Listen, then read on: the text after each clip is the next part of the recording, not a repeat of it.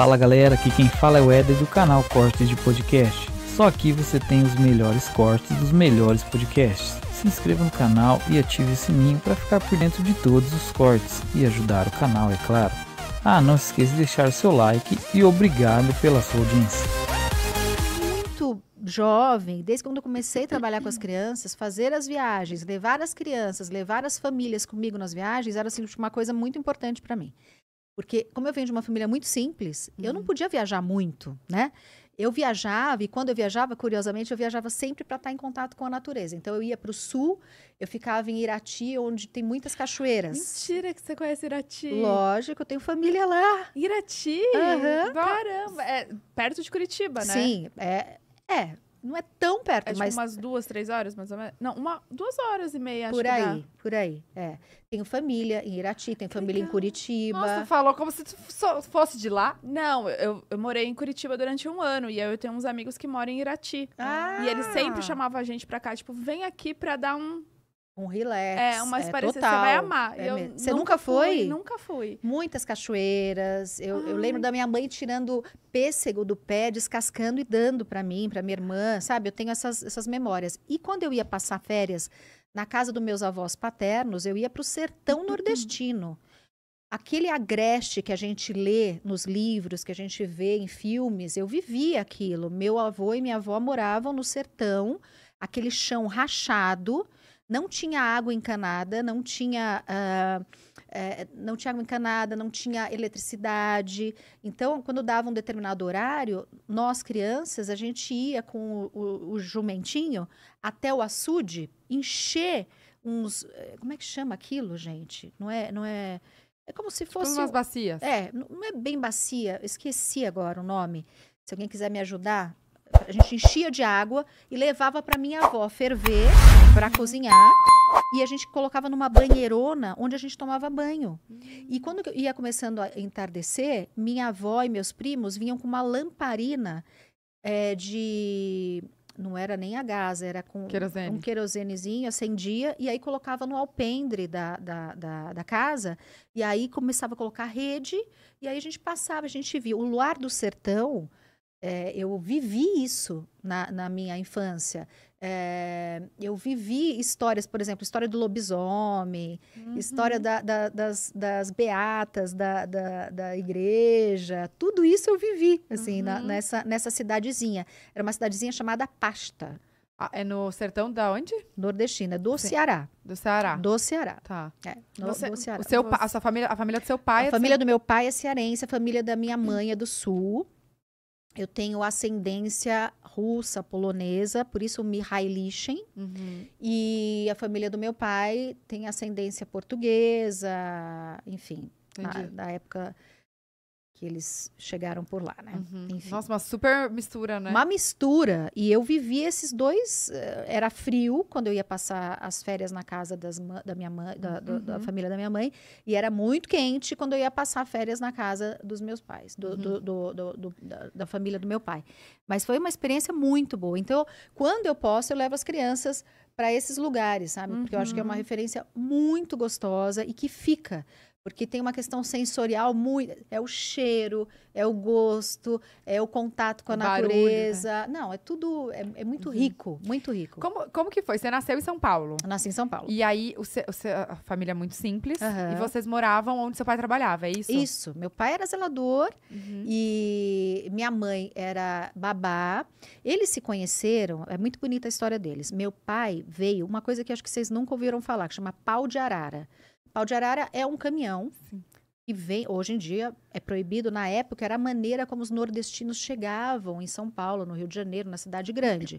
Eles vinham pela estrada num pau de arara, então era um motorista, e atrás uns bancos e esses nordestinos sentadinhos, passando frio, chuva, calor, e chegavam... Dias de viagem. 3 dias de viagem. E chegavam... Aliás, quando eu ia lá pro sertão nordestino, eu ia de carro. 3 dias de viagem. Imagina. Para criança, gente, é o máximo. A gente fica privando os nossos filhos. A gente quer sempre tudo do bom e do melhor. Mas os perrengues também fazem a gente crescer não só os adultos, mas também as crianças, né? Então, eu vivi esses perrengues. Eu lembro, por exemplo, meu pai e minha mãe tinham uma Brasília, e o motor da Brasília, para quem tem Brasília sabe disso, fica atrás. E na época, não era obrigatório o cinto de segurança. E aí, eu ia atrás. Eu não sei o que aconteceu no motor da Brasília, começou a pegar fogo. E eu lá atrás, tipo, eu só lembro fumaça e minha mãe, pelo amor de Deus, eu achei o máximo. Imagina. Baita perrengue. Pegando fogo, não, ela... assim, não, tipo, fumaça e eu ali na brinca.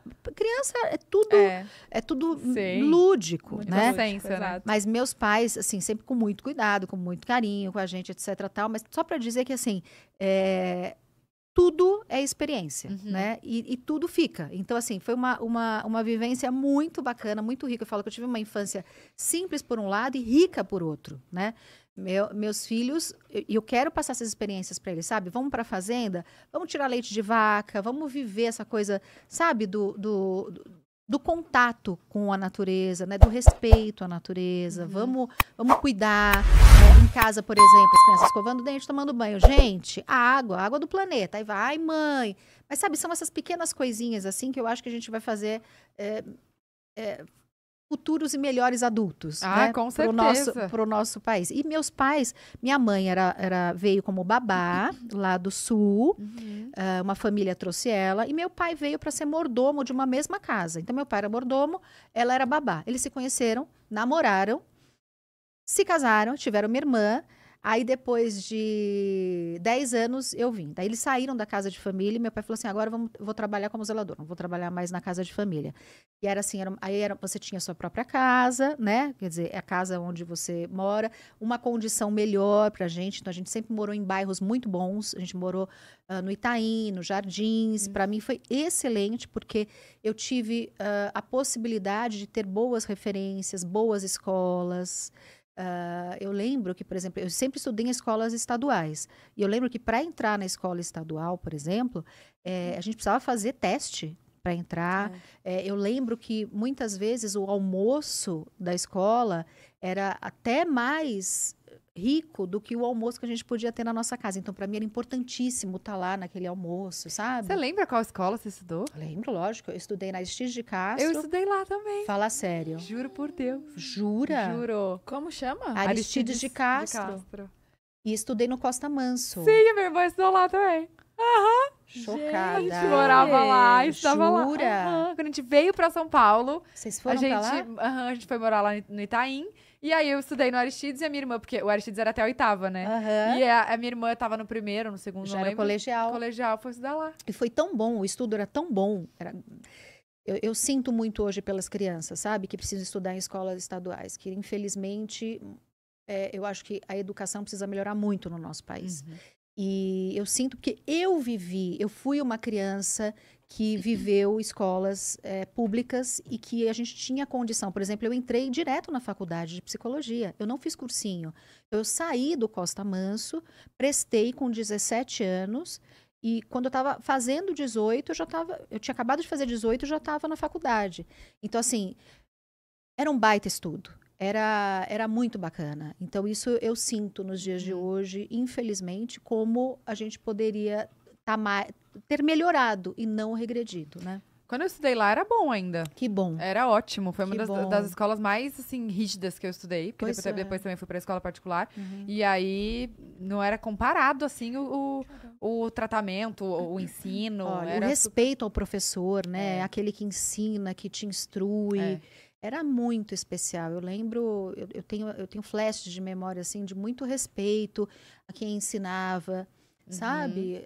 Enfim, começa tudo ali, né? Sim. Então, se a gente não respeitar quem nos ensina, a gente vai respeitar quem, né? Tô falando isso dentro da nossa casa, os nossos pais, né? Ou os avós, enfim, a família que nos cria e até o professor que vai ensinar a gente a ser alguém na vida, né? Total. Então, eu lamento muito quando eu leio algumas notícias e como eu vejo a falta de respeito ao professor, a falta de educação mesmo. Eu acho que essa é uma das bases mais sensíveis do nosso país, infelizmente.